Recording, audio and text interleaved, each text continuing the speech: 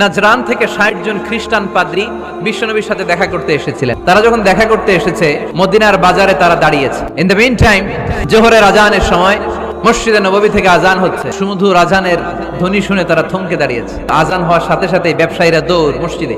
কিন্তু কি আজীব তামাশা, তাদের নাজরান দেশে ব্যবসায়ীরা যেমনি দোকানপাট বন্ধ করে ছুটে, মদিনার মুহাম্মদ সাল্লাল্লাহু আলাইহি ওয়াসাল্লামের উম্মতেরা দোকান বন্ধ করে ছুটে না। স্বর্ণের দোকানদার স্বর্ণটন্য রাইখা নামাজে দৌড়। এই দৃশ্য দেখে খ্রিস্টানরা অবাক, কয় থাক আর দেখা করার দরকার নাই।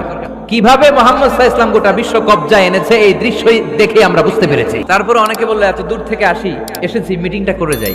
জোহরের নামাজের পর তাদের দুধ যেয়ে বলল খ্রিস্টান পাদ্রী এসেছে ৬০ জন দেখা করতে চায়। বিশ্বনবী বিপাকে পড়ে গেলেন, হায় হায় কই বসতে দিব, আমার তো তাদের মতো রাজপ্রাসাদ নাই। এক সাহাবী বললেন, ইয়া রাসূলুল্লাহ, পাহাড়ের পাশে ছায়া আছে, চলেন ওইখানে বসি। আল্লাহ রাসূল বললেন, একটা কথা বললা।